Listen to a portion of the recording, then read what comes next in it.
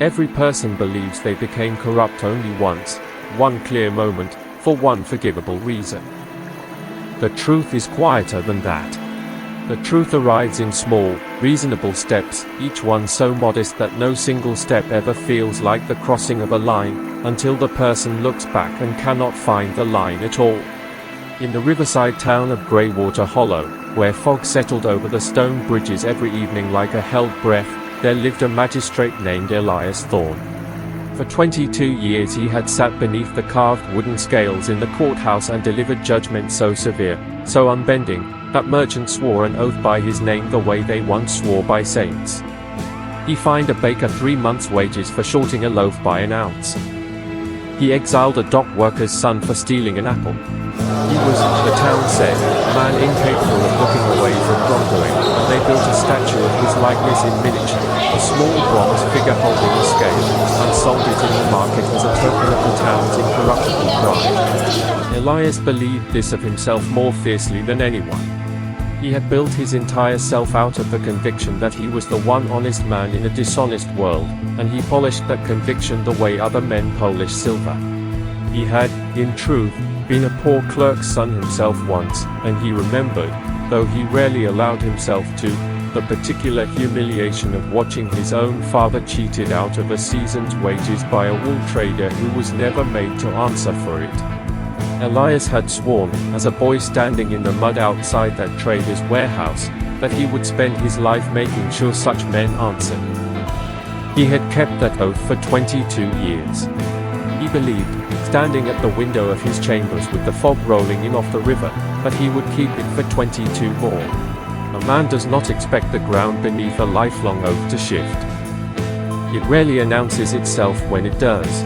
Late one autumn, as the leaves turned the color of old coins, a grain merchant named Casimir Vane was brought before him on a minor charge, a discrepancy in a shipping manifest, the kind of thing Elias would ordinarily crush without a second thought. But as Elias reviewed the ledgers late that night by lamplight, alone in his chambers, he found something else buried in the manifest, proof that Vane had been smuggling grain across the river tax-free for years, bribing 3 lesser officials to look the other way.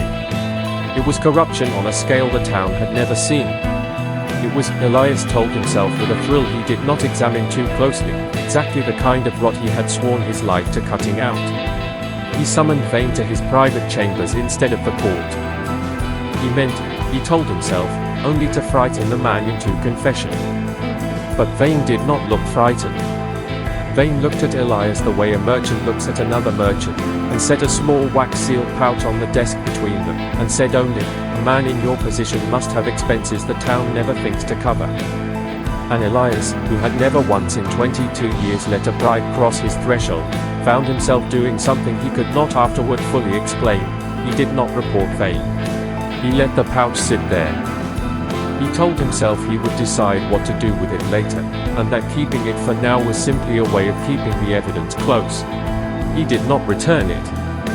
That was the first step, and it was so small that Elias did not even recognize it as a step. He told himself it was leverage, not payment. He told himself a man cannot fight corruption without sometimes touching it. The second step came a month later, and it did not feel small at all, though Elias made it feel small in his own mind, the way a man convinces himself a heavier stone is light simply by carrying it often. Vane returned, this time with a request rather than a bribe. A rival grain seller, a struggling widow's business undercutting Vane's prices at the docks, needed to be dealt with. Elias found, without much difficulty, an old ordinance the widow had unknowingly violated, a permit filed 3 days late, technicality no magistrate had enforced in a decade, and he fined her so heavily that her stall closed within the season. He told the court it was a matter of principle. He told himself the same. He did not let himself finish the thought that followed, that he had used the law, the very instrument of his pride, as a blade for another man's convenience. The town praised him for his consistency. Nobody escapes Magistrate Thorne's eye, they said, and Elias let the words settle over him like the fog settled over the bridges, comfortable and obscuring. He visited the widow's shuttered stall only once, weeks later, telling himself he wished only to confirm the ordinance had been fairly applied. He found the boards nailed shut and a child's chalk drawing still faint on the stone step where her daughter used to sit and wait for the shop to close. He stood there longer than he meant to. Then he told himself, as he had told himself before, that the law was the law regardless of who suffered beneath it, and that a magistrate who let sympathy soften his rulings was no magistrate at all. It was, he noted with something almost like relief, remarkably easy to believe. The third step was the one that cost him something he could not buy back. His clerk, a young woman named Myra Voss, had worked beside him for 3 years. She was earnest in a way the town no longer produced easily. She still believed, genuinely, that the scales on the courthouse wall meant something, and she had chosen this work because as a girl she had watched her own father cheated by a merchant who was never punished, and she had promised herself she would spend her life on the side of the ledger that told the truth. She found the second ledger. The real one. The one that recorded what Vane actually paid, and what Elias actually did with it. She did not go to the town council. She came to Elias first, because some small remaining part of her still hoped he would explain it away, still hoped the man she had believed in for 3 years was still there beneath whatever she had found. Elias did not confess. He did not even deny it cleanly.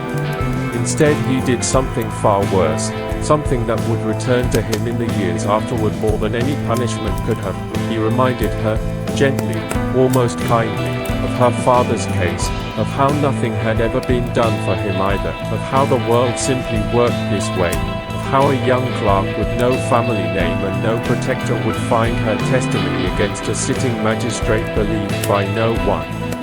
He did not threaten her. He did not need to. He simply showed her, with the calm patience of a man explaining arithmetic, exactly how alone she was. Myra left his service within the week. She did not accuse him publicly. She simply stopped believing, which was its own kind of verdict, quieter than any court could hand down. The final case came in early winter, and it was the one that broke something open in Elias that he had kept carefully shut for a year. A young court clerk in a neighboring district, a stranger to him, a man he had never met, had been caught exposing a magistrate's corruption, at great personal cost, refusing a bribe that would have silenced him. The case was sent to Greywater Hollow for review, as such cases sometimes were, and it fell to Elias to write the formal judgment praising the young clerk's integrity and condemning the corrupt magistrate to disgrace. Elias sat with the file for 3 days before he could write a single word. He recognized the shape of the story too well. He recognized himself in the magistrate being condemned, and he recognized, with a coldness that settled into his chest and did not leave, that he recognized nothing of himself in the clerk being praised, that he had once been offered the exact chance Myra had given him, the chance to be the honest man in the story rather than the corrupt one, and he had chosen, calmly and reasonably, to be the other kind. He read the young clerk's testimony 3 times over. It described, in plain unadorned language, a man offered a pouch of coin across a desk and a chance to look away, and choosing, instead, to walk into the town square the following morning and say aloud what he had found, knowing exactly what it would cost him. Elias sat with that sentence for a long while.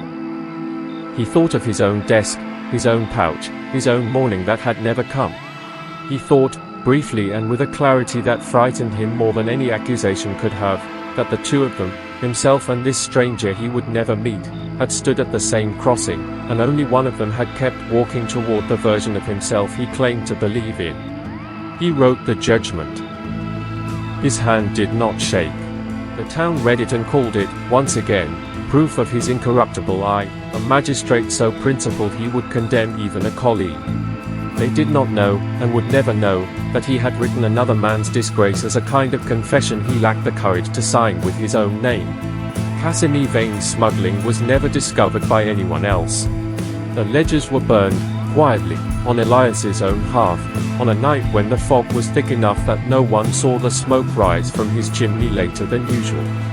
No counsel ever investigated him. No accuser ever came forward. By every visible measure, Elias Thorne remained exactly what the town believed him to be, the one honest man in a dishonest world, incorruptible to the last. His bronze likeness still sold in the market square, small scales balanced in small bronze hands. He kept his post for another 11 years. He never took another bribe. He told himself this often, as though the fact could outweigh the ones he had already taken, as though a debt paid halfway were the same as a debt never owed.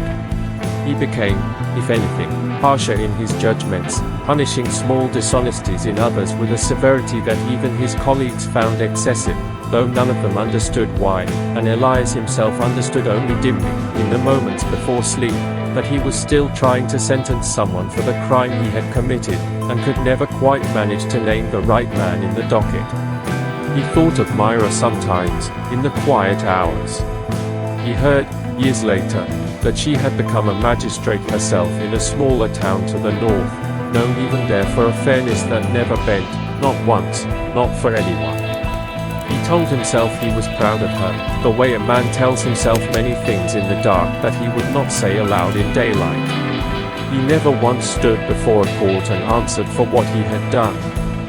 He died, eventually, an old man in his own bed, mourned publicly as the town's incorruptible conscience, his small bronze statue still standing in the market square long after his name had faded from the memory of anyone who had known him.